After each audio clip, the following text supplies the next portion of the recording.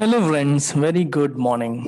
Editorial start చేసే ముందు మీలో UPSC aspirants, groups aspirants, bank exam aspirants, SSC CGL aspirants, cat, GRE, GMAT లాంటి ఎగ్జామ్స్కి ప్రిపేర్ అవుతున్న ఆస్పిరెంట్స్ ఉన్నట్లయితే మన ఇన్స్టిట్యూట్ యొక్క వాట్సాప్ గ్రూప్స్, స్పెసిఫిక్గా ఎగ్జామ్ వైజ్ వాట్సాప్ గ్రూప్స్ ఉన్నాయి.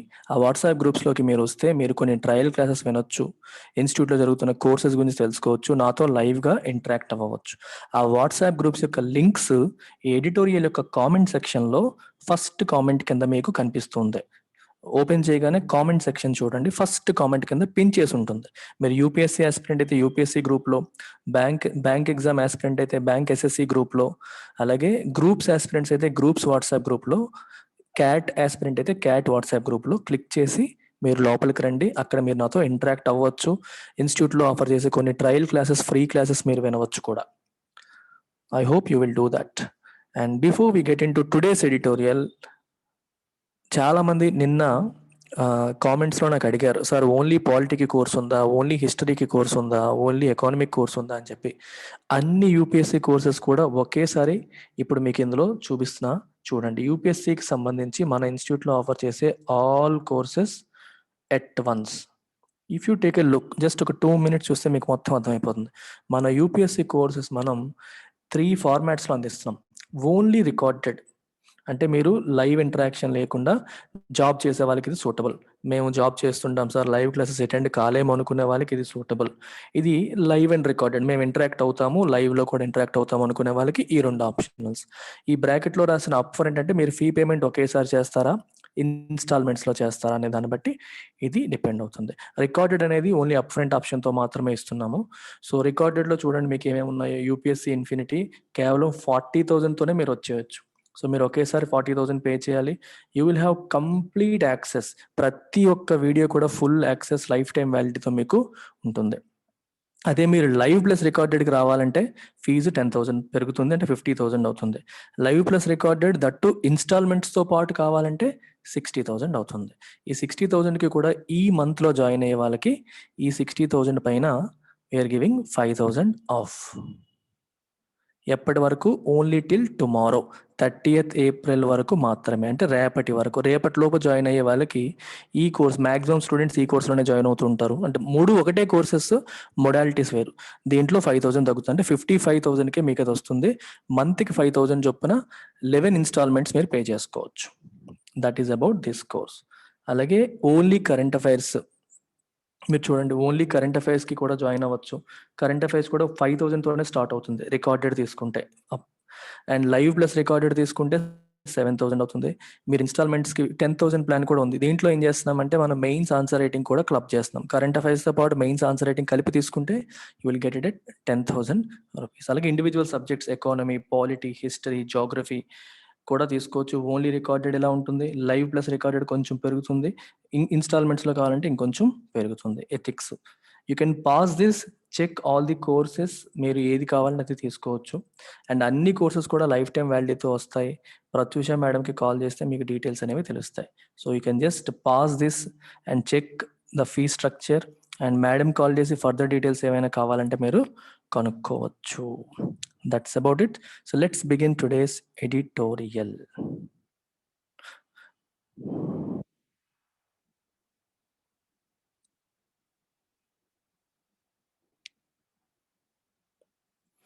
So title ఏం చెప్తుంది?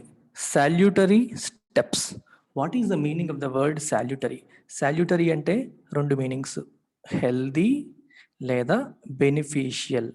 అంటే మనకి ఆరోగ్యకరమైనది లేదా ఉపయోగపడేది అని అర్థం. ఇక్కడ ఏ మీనింగ్ వస్తుంది? ఆరోగ్యకరమైన పదం ఫిట్ కాదు కదా ఇక్కడ. సో ఉపయోగపడేది, రైట్? బెనిఫిషియల్, ఉపయోగపడేది అని అర్థం. సాల్యుటరీ స్టెప్స్ అంటే beneficial steps producing good effects, మంచి స్టెప్స్ అని అర్థం.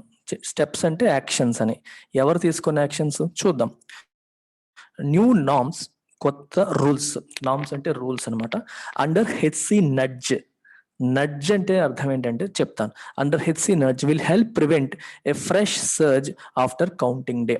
Okay, election commission of India కొత్త నామ్స్ ని తీసుకొచ్చింది. నామ్స్ అంటే ఏంటి, రూల్స్ని తీసుకొచ్చింది. ఎందుకని? COVID-19 యొక్క స్ప్రెడ్ని అరికట్టడానికి, విపరీతంగా స్ప్రెడ్ అవ్వకుండా అరికట్టడానికి కొన్ని కొత్త రూల్స్ తీసుకొచ్చింది. ఎప్పుడు తీసుకొచ్చింది? Under HC nudge. Madras high court కొన్ని చీవాట్లు పెట్టింది. ఇక నడ్జ్ అంటే చీవాట్లని కాదు, ఒక యాక్షన్, అంటే మనతో ఒక పని చేసేలాగా, మనతో ఒక పని చేయించేలాగా చేసే యాక్షన్ని నడ్జ్ అంటాం.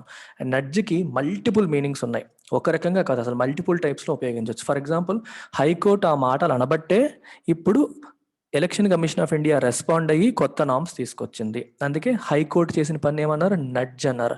High courts remarks have nudged Election commission of India to come up with new norms. అంటే ఎలక్షన్ కమిషన్ ఆఫ్ ఇండియాతో ఈ పని చేసేలాగా, ఈ పని చేయించేలాగా హైకోర్టు యాక్షన్ పనిచేసింది. కాబట్టి దట్ బికమ్స్ ఎ నడ్జ్. నడ్జ్ని ఇంకా ఎలా వాడతారంటే, మీకు నార్మల్గా ఇప్పుడు సాఫ్ట్వేర్ కంపెనీస్లో ఈ ఎగ్జాంపుల్ నేను కామన్గా వాడుతుంటాను. సాఫ్ట్వేర్ కంపెనీస్లో చూస్తే మీరు క్యాంటీన్ గట్రా వెళ్ళినప్పుడు భోజనం చేస్తారు చూడండి. భోజనం చేశాక తిన్న తర్వాత మీరు తినేసిన వదిలేసిన ఎంగిల్ని కానీ కొంచెం వదిలేసిన మెతుకుల్ని పడేసేటప్పుడు డస్ట్బిన్లో పడేయడానికి వెళ్తారు. ఆ పడేసేటప్పుడు ఒకటి రాస్తారు అక్కడ, బోర్డు పెట్టి ఈ రోజు జరిగిన ఫుడ్ వేస్ట్ ఇన్ని కేజీలు, నిన్న జరిగిన ఫుడ్ వేస్ట్ ఇన్ని కేజీలు, ఇన్ని కేజీలతో ఎంతమంది పేదల కడుపు నింపవచ్చు అని చెప్పి రాస్తూ ఉంటారు జనరల్గా. అది చూసినప్పుడు ఏమనిపిస్తుంది? అయ్యో, నేను ఎంత ఫుడ్ వేస్ట్ చేశాను, నేను పెట్టుకునేటప్పుడే తక్కువ పెట్టుకొని ఉంటే అది మిగిలేది, అది ఎంగిలి కాకుండా ఉండుంటే వాళ్ళు అనాసనాయాలకు ఎవరికి ఇచ్చేవాళ్ళు, ఉపయోగపడేది కదా అని చెప్పి ఆలోచన మనలో కలుగుతుంది. అంటే అక్కడ పెట్టే ఆ ఇమేజ్, అంటే పేదవాళ్ళు కడుపు మాడిపోయి డొక్కుగా ఉన్న కొంతమంది పిల్లల ఫొటోస్ పెడతారు. అది పెట్టినప్పుడు మనలో చిన్న కదలిక వస్తుంది. సో అదేం చేస్తుంది? It nudges us not to waste food. Food waste చేయకుండా ఆపుతుంది. అలాగే ఓపెన్ డెఫెకేషన్ చేసే వాళ్ళు ఉంటారు పల్లెటూరులో, ఆరు బయట మల విసర్జన చేసేవాళ్ళు. ఎక్కడైతే మల విసర్జన చేస్తారో అక్కడే మనకు బోర్డు పెట్టి, ఈ మల విసర్జన చేయడం వల్ల వచ్చే ప్రాబ్లమ్స్ ఏంటి, ఒక దోమ కుట్టి దాంట్లోకి వెళ్ళి దీనివల్ల ఎటువంటి వ్యాధులు, డిసీజులు వచ్చే అవకాశాలు ఉంటాయి అనేది ఒక ఫోటో పెట్టి చూపించారనుకోండి, that might discourage us to do ODF చేయకుండా, ఆరు బయట మల విసర్జన చేయకుండా మనల్ని మార్చవచ్చు. సో ఆ బోర్డు పెట్టడం అనేది కూడా మనల్ని ఏం చేస్తుంది? నడ్జ్ చేస్తుంది. వీటంటే మనతో ఒక స్పెసిఫిక్ యాక్షన్ చేయించేలాగా చేసే ఆ యాక్షన్ మనం నడ్జ్ అంటాం. So nudge is a beautiful word. Under HC nudge will help prevent A fresh surge అంటే పెరిగిపోవడం, కేసెస్ బాగా పెరిగిపోవడం ఆఫ్టర్ కౌంటింగ్ డే తర్వాత కేసెస్ బాగా పెరిగిపోకుండా ఎలక్షన్ కమిషన్ ఆఫ్ ఇండియా వాళ్ళు తీసుకొచ్చిన కొత్త నామ్స్ హెల్ప్ చేస్తాయి. అంటే కొత్తగా కొన్ని రూల్స్ తీసుకొచ్చారు. ఆ రూల్స్ ఏంటనేవి చూద్దాం, లోపల ఉంటాయి. ఎమిడ్ అంటే in the middle of. Criticism అంటే విమర్శ. Amid criticism that it did not enforce steps to curb అంటే అరికట్టడం, నియంత్రించడం, కంట్రోల్ చేయడం. To curb the spread of COVID-19 during the protracted campaign for assembly elections in 4 states and 1 union territory with sufficient vigor, the Election Commission of India has now banned victory processions after the results are declared on 2nd May. Protracted అంటే longer than expected, అంటే మనం expect చేసిన దానికంటే ఎక్కువగా సాగిన, ఇన్ని రోజులు అవుతాయి అనుకుంటాం, ఇంకా ఎక్కువ రోజులు జరిగింది అనుకోండి, దాన్ని ప్రొట్రాక్టెడ్ అంటాం. ఏంటి ప్రొట్రాక్ట్ అయింది? క్యాంపెయిన్ అంటే ప్రచారం, ఎలక్షన్ ప్రచారం. దేనికోసం? For assembly elections. ఎక్కడ? 4 states మరియు 1 యూనియన్ టెరిటరీ. ఎలా జరిగాయి? విత్ సఫిషియంట్ విగర్ అంటే energy, with lot of energy. Elections అనేసరికి వీళ్ళకి కోవిడ్ రాదు, ఏమీ రాదు, విపరీతమైన ఎనర్జీ వచ్చేసి బయటకు వచ్చి రాజకీయ నాయకులు విపరీతమైన ఎనర్జీతో ప్రచారాలు చేస్తారు. మా సభకి ఎంతమంది వచ్చారు అని గొప్పలకు పోతారు. ఇక్కడ ప్రజలు ప్రాణాలు పోతున్నా పట్టించుకోకుండా ఈ తరహాలో రాజకీయ నాయకులు ప్రవర్తించడం అనేది మనం చూస్తున్నాం. అయితే ఇంత జరుగుతున్న election commission of India silent గా నిమ్మకు నీరెత్తినట్టు సైలెంట్ గా కూర్చుంది. ఇప్పటి వరకు ఏం చేయలేదు. ఇదంతా జరిగిపోయింది. అందుకని ఎలక్షన్ కమిషన్ ఆఫ్ ఇండియా మీద ఏమొచ్చింది? క్రిటిసిజం వచ్చింది, విమర్శ వచ్చింది. వీళ్ళు ఏం చేయట్లేదు, రాజకీయ నాయకులు ర్యాలీలు చేస్తున్నారు, ఇవన్నీ చేస్తున్నారు, ప్రజలు పోతున్నారు ఇక్కడ అని చెప్పి విమర్శ వచ్చింది. ఈ విమర్శ వచ్చిన ఈ తరుణంలో ఎలక్షన్ కమిషన్ ఆఫ్ ఇండియా ఏం చేసింది? ఇప్పుడు బ్యాన్ చేసింది. దేన్ని? Victory processions. ఎవడన్నా గెలిచినోడు మళ్ళీ విజయ యాత్ర చేస్తారు, నేను గెలిచేశాను అని చెప్పి మొత్తం వాళ్ళ అనుచరులందరినీ వేసుకొని పోగేసుకొని పువ్వుల దండలు ఇసురుకుంటూ వెళ్తూ ఉంటారు. సో దీన్ని బ్యాన్ చేసింది after the results are declared on 2nd May. It has also restricted to 2 the number of persons who can accompany the winning candidate to meet the returning officer and collect the election certificate. గెలిచిన అతను returning ఆఫీసర్ని కలిసి election certificate ని అందుకుంటాడు. ఆ అందుకునేటప్పుడు అతన్ని accompany చేసేవాళ్ళంటే అతనితో పాటు వచ్చే వాళ్ళు కూడా ఇద్దరికి మించి ఉండకూడదు. రెస్ట్రిక్టెడ్ టు అని రాశారు చూసారా, రెస్ట్రిక్టెడ్ టు టూ అంటే ఇద్దరు మాత్రమే, గెలిచిన వ్యక్తితో పాటు ఇద్దరు మాత్రమే తోడు ఉండాలి, అది కూడా రెస్ట్రిక్షన్ చేశారు. These are significant steps to prevent any escalation in the already alarming infection rate. Okay, 2 పదాలు వచ్చాయి ఇక్కడ.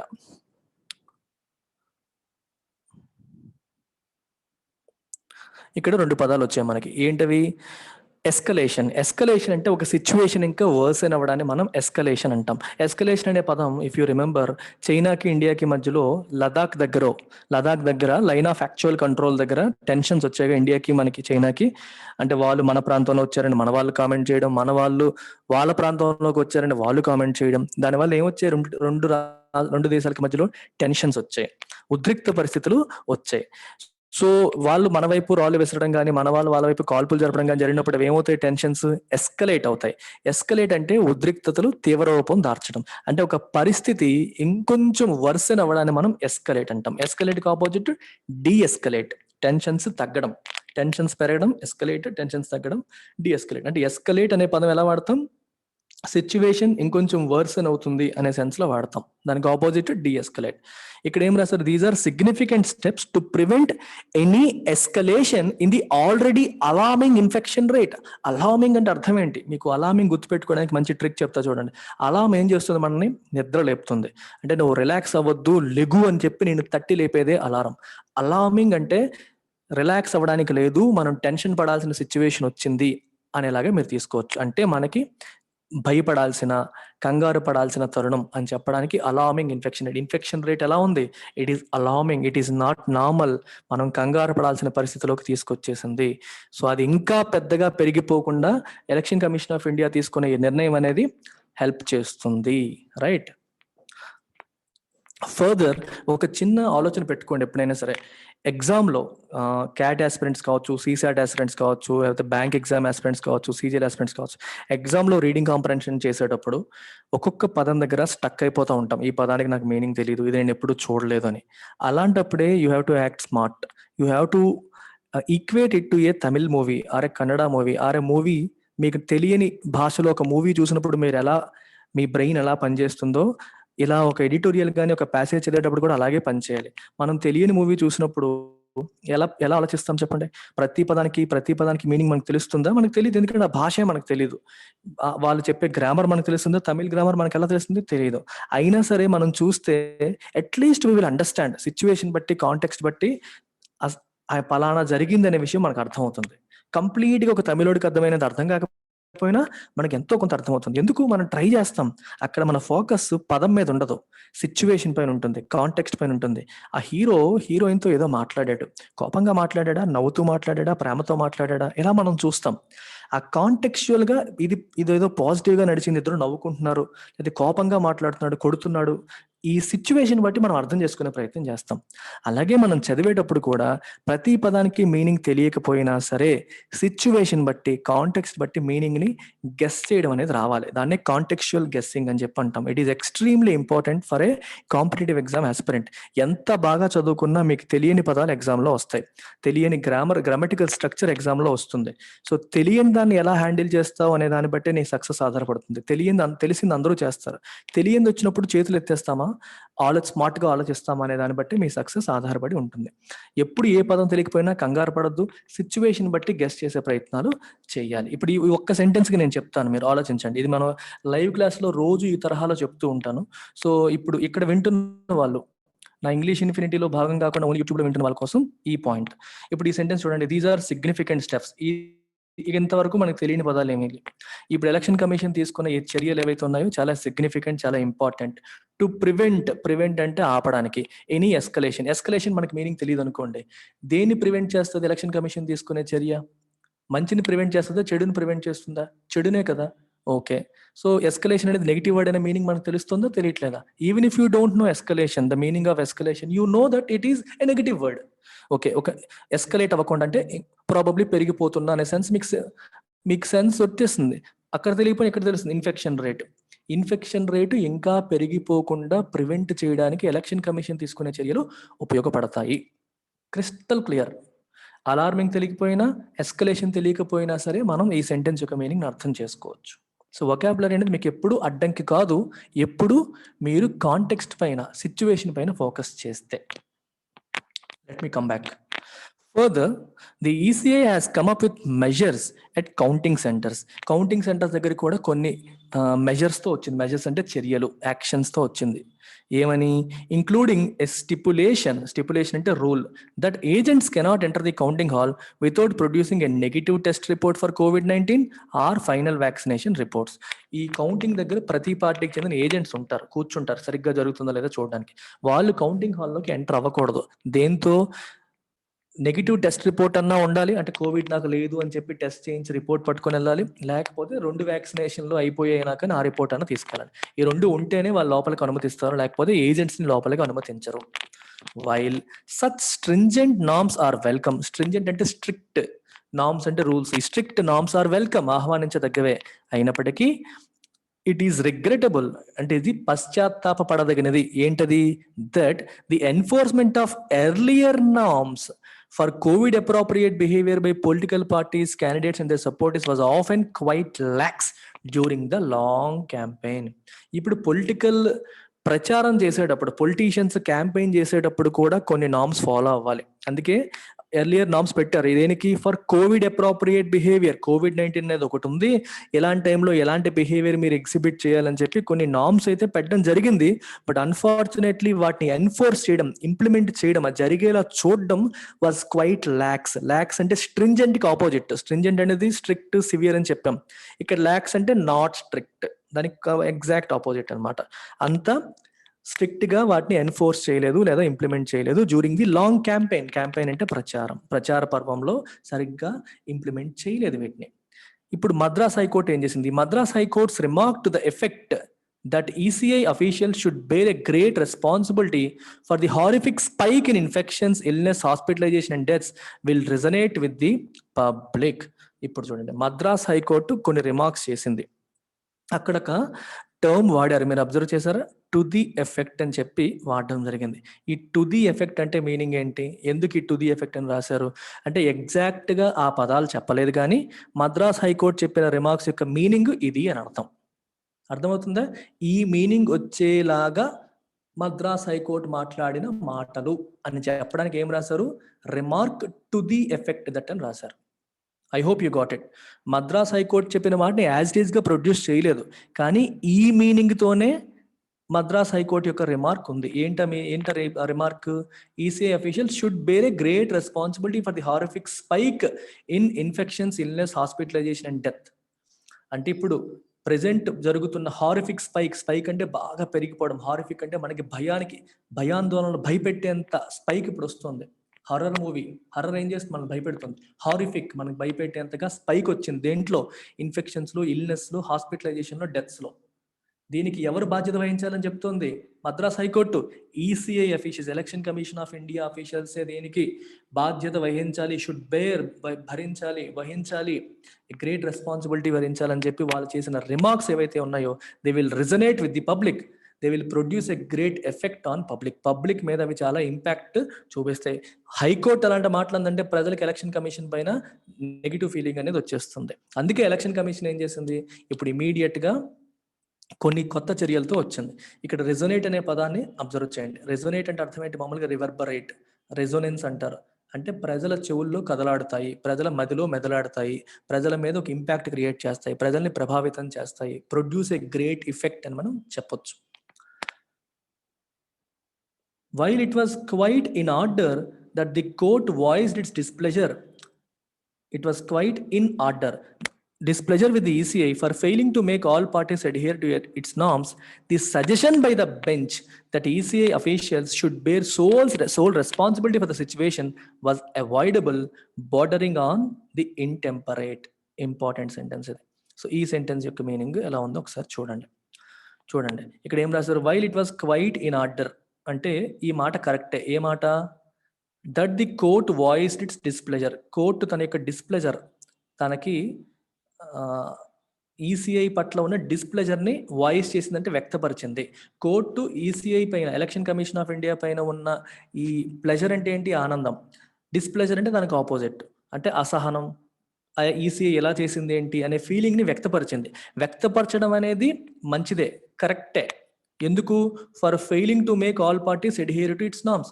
పార్టీలన్నీ వాటి యొక్క నార్మ్స్ ఫాలో అయ్యేలాగా ఎలక్షన్ కమిషన్ ఆఫ్ ఇండియా చెయ్యలేకపోయింది. కాబట్టి దాని విషయంలో కోర్టు తన యొక్క అసహనాన్ని, తన యొక్క అసంతృప్తిని వ్యక్తపరచడం అనేది కరెక్టే. అయితే the suggestion by the bench that ECI official should bear sole responsibility for the situation was avoidable. అయితే ఇక్కడ సజెషన్ అంటే అర్థం ఏంటి? మామూలుగా సజెషన్ అంటే మనకు తెలిసిన మీనింగ్ ఏంటి? సూచన. కానీ ఇక్కడ మీనింగ్ సూచన కాదు, ఇండికేషన్ అని అర్థం. చూసారా? సజెషన్ అంటే ఇండికేషన్. కోర్టు ఇండికేట్ చేస్తుంది ఏమని? That ECI official should bear sole responsibility. Election commission of India అఫీషియల్సే మొత్తం బాధ్యత వహించాలి దేనికోసం? ఇప్పుడున్న సిచ్యువేషన్ కి అని చెప్పి ఇండైరెక్ట్ గా మద్రాస్ హైకోర్టు చెప్పడం, ఇండికేట్ చేయడం అనేది అవాయిడబుల్. అలా అనుండకుండా ఉండాల్సింది. And it was bordering on the intemperate. Intemperate అంటే సెల్ఫ్ కంట్రోల్ లేకపోవడం. టెంపరేట్ అంటే కంట్రోలింగ్ యువర్ టెంపర్. టెంపర్ ని కంట్రోల్ చేయడం, మన సెల్ఫ్ ని కంట్రోల్ చేసుకోవడం temperate. If you are intemperate, you are unable to control yourself. Self control లేకుండా కొంచెం మాట జారింది మద్రాస్ హైకోర్టు అని చెప్పడానికి ఇలా రాశారు. ఇక్కడ సజెషన్ అనే మీనింగ్ ఏంటి? ఇండికేషన్. సలహా కాదు, ఇండికేషన్. గుర్తుపెట్టుకోండి, సలహా కాదు, ఇండికేషన్. సజెషన్ ఇవ్వండి అంటాం చూడండి, ఆ మీనింగ్ కాదు ఇక్కడ. ఇండికేట్ చేసింది. ఇట్ సజెస్టెడ్ అంటే ఇక్కడ మీనింగ్ ఏంటి? ఇండికేట్ చేసింది అని అర్థం. ఏమని ఇండికేట్ చేసింది?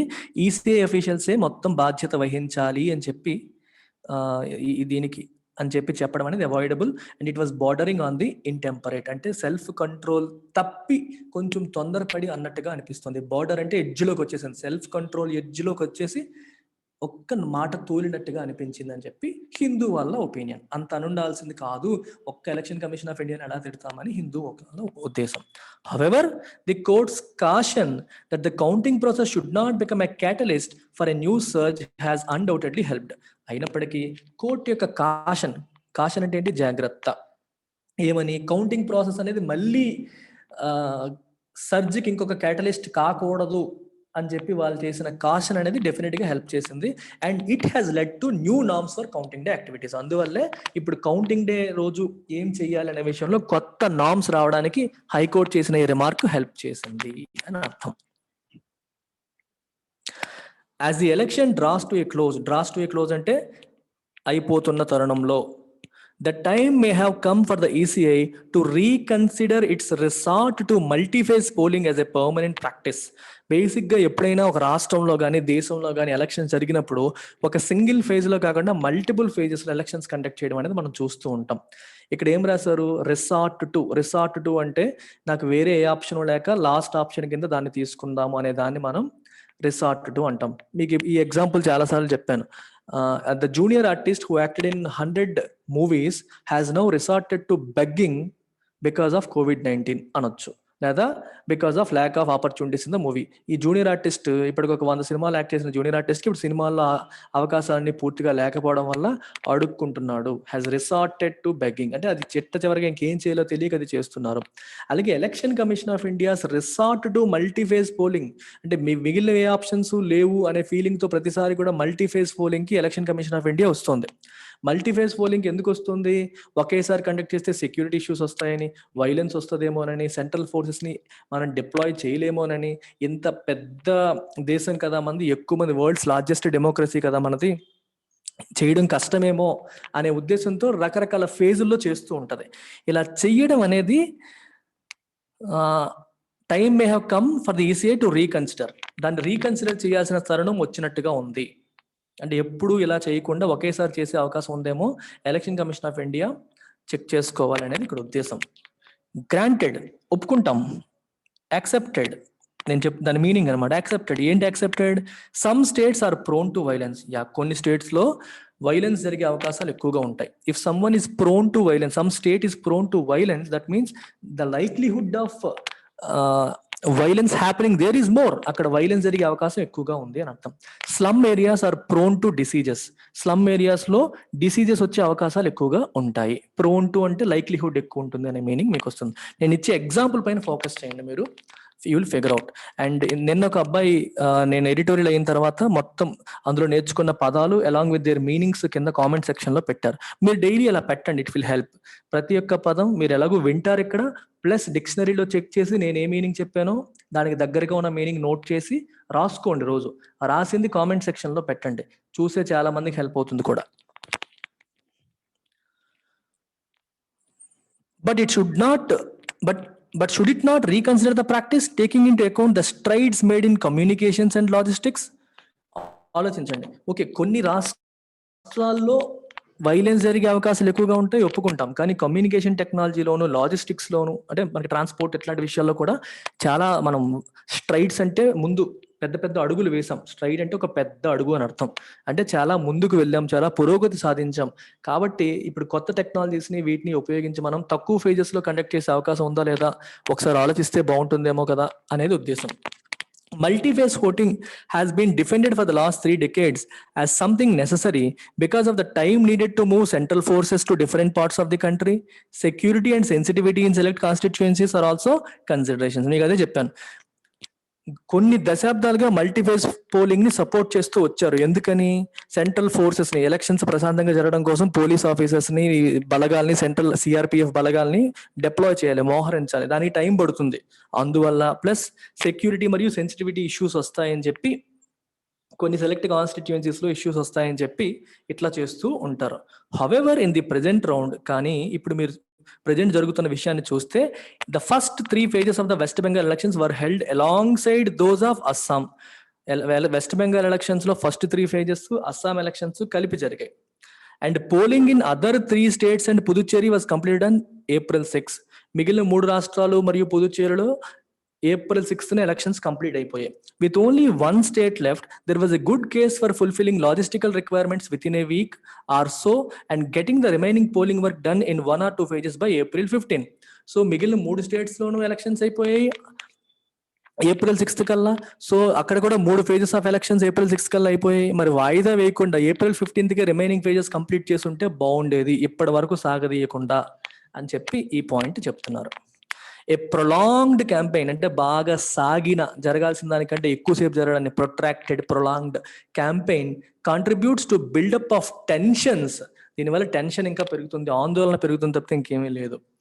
Covering an entire state in as few phases as possible will help localize the potential for violence. ఒక స్టేట్ లో జరిగే ఎలక్షన్స్ అన్ని కూడా అతి తక్కువ, ఎన్ని తక్కువ ఫేజెస్ లో అయితే అన్ని తక్కువ ఫేజెస్ లో కండక్ట్ చేయడం వల్ల ఏమవుతుంది, పొటెన్షియల్ ఫర్ వైలెన్స్ అంటే వైలెన్స్ జరగడానికి ఉన్న అవకాశాన్ని లోకలైజ్ చేస్తుంది, అంటే రెస్ట్రిక్ట్ చేస్తుంది. ఒకేసారి మొత్తం కొట్టేసాం అనుకోండి, ఎన్ని చోట్ల చేస్తారు, రైట్? ఇప్పుడు ఒక మొత్తం రాష్ట్రం అంతా ఒకేసారి ఎలక్షన్ జరిగితే ఒక వ్యక్తికి వైలెన్స్ చేసే ఫోర్సెస్ తక్కువ మంది ఉంటారు కదా. ఇప్పుడు రౌడీయిజం చేసే వాళ్ళు లిమిటెడ్ గా ఉంటారు. ఎన్ని చోట్లకని వెళ్ళిపోతారు వాళ్ళు? ఏదో ఒక చోట 2 చోట్ల హడావిడి చేయగలుగుతారు, అంతకంటే చేయలేరు. ఆ సెన్స్ లో పొటెన్షియల్ ఫర్ వైలెన్స్ ని లోకలైజ్ చేస్తుంది. లేకపోతే సేమ్ క్యాండిడేట్ టైం వచ్చింది అనుకోండి, డిఫరెంట్ ఫేజెస్ లో డిఫరెంట్ ప్లేసెస్కి వెళ్ళి అరాచకం సృష్టించే అవకాశం ఉంటుంది. సో లోకలైజ్ అంటే రెస్ట్రిక్ట్ ఏ పర్టికులర్ ప్లేస్. దేన్ని? పొటెన్షియల్ ఫర్ వైలెన్స్ ని, వైలెన్స్ జరిగే అవకాశాన్ని రెస్ట్రిక్ట్ చేస్తుంది ఒకేసారి జరగడం వల్ల. And it prevents the spread of tension due to the virulence of campaign. Virulence అంటే సివియరిటీ ఆర్ హార్మ్ఫుల్నెస్. ఇప్పుడు చూడండి, విరులెంట్ స్ట్రెయిన్ అంటారు. మనకి COVID-19 లో డిఫరెంట్ స్ట్రెయిన్స్ ఉంటాయి, అంటే రకాలు, జాతులు అనుకోండి. ఒక్కొక్క వైరస్ ఒక్కొక్క టైప్. కొన్ని వైరస్ల వల్ల అసలు ఇంపాక్ట్ రావట్లేదు COVID-19 లోనే. కొన్ని వైరస్లు ఏమో వచ్చిన 1-2 రోజుల్లోనే ఊపిరాడకుండా చేసేస్తున్నాయి. వాటిని విరులెంట్ స్ట్రెయిన్ అంటాం. విరులెంట్ అంటే హార్మ్ఫుల్ అని. ఓకే, ఇక్కడ విరులెంట్ క్యాంపెయిన్ అంటే అర్థం ఏంటి? విరులెన్స్ ఆఫ్ క్యాంపెయిన్ అంటే క్యాంపెయిన్ చేసేటప్పుడు ఏం జరుగుతుంది, ప్రచారాలు చేసేటప్పుడు వాళ్ళపైన వీళ్ళు, వీళ్ళపైన వాళ్ళు విషయం చల్లుకుంటారు. సో దానివల్ల భావోద్వేగాలు అనేవి రెచ్చిపోతూ ఉంటాయి, రైట్? భావోద్వేగాలు రెచ్చిపోతూ ఉంటాయి. ఎన్నాళ్ళు సాగితే అంతవరకు ఈ గొడవలు, ఈ నెగిటివిటీ, ఈ టెన్షన్స్ బిల్డప్ అవుతూ ఉంటాయి. ఎప్పుడు కూడా ఎలక్షన్ క్యాంపెయిన్ నార్మల్గా జరగదు, చాలా పెద్ద పెద్ద మాట్లాడుతూ ఉంటారు. ప్రజల్లో భావోద్వేగాలు రెచ్చగొట్టడం కోసం ఈ మాట్లాడే వాళ్ళు చాలా పెద్ద పెద్ద మాటలు మాట్లాడడం అనేది జరుగుతుంది. Besides reducing the fatigue of forces deployed throughout the campaign. Fatigue అంటే అలసట. ఏ ఫోర్సెస్ని అయితే మనం మోహరించామో, డిప్లాయ్ చేసామో ఈ క్యాంపెయిన్లో, వాళ్ళ యొక్క ఫ్యాటిగ్ని తగ్గించడానికి కూడా అది హెల్ప్ అవుతుంది up to the day of counting వరకు. A shorter election may be a safer one too. ఎలక్షన్ అనేది తక్కువ టైంలో చేయడం వల్ల సేఫ్ అయ్యే అవకాశం కూడా ఉంటుంది కంపేర్ టు లాంగర్ ఎలక్షన్. ఇప్పుడు చూడండి, ఇప్పుడు ఒక రాష్ట్రంలో జరిగే ఎలక్షన్ నెల రోజుల పాటు జరిగితే ఫోర్సెస్ దానిపైన ఫోకస్ చేయాలి. గవర్నమెంట్ ఇప్పుడు నరేంద్ర మోదీ గారు, అమిత్ షా వీళ్ళందరూ కూడా మిగిలిన పనులు మానేసుకొని అక్కడ కూర్చుంటారు. ఇవన్నీ మనం చూస్తూనే ఉన్నాం. పరిస్థితులు ఇక్కడ చేయి దాటిపోతున్నా రాజకీయ నేతల యొక్క దృష్టి అంతా ఎలక్షన్స్ పైన వెళ్ళిపోతుంది. పరిపాలన పైన కాకుండా ఎలక్షన్స్ పైన దృష్టి వెళ్ళిపోయే అవకాశాలు కూడా మనం చూస్తూ ఉన్నాం. అందుకనే తక్కువ టైంలో షార్టర్ ఎలక్షన్ జరిగితే సేఫ్ కూడా అని కూడా అంటున్నారు. దట్స్ ఇట్ అమ్మా, అయిపోయింది. సో ఇంగ్లీష్ ఇంప్రూవ్ చేసుకోవాలనుకునే వాళ్ళు ఇంగ్లీష్ ఇన్ఫినిటీ కోర్స్లోకి వచ్చేసేయండి. English infinity course weekly 3 to 4 classes మీకు జరుగుతాయి. నైట్ 7 to 8 PM నేను లైవ్ ఉంటాను. మీరు డౌట్స్ క్లియర్ చేసుకోవచ్చు. అందులో grammar, vocabulary, comprehension, mock explanation ఇవన్నీ కూడా జరుగుతాయి. So this is the phone number. ఈ నెంబర్కి కాల్ చేసి మీరు జాయిన్ అవ్వచ్చు. Take care, bye.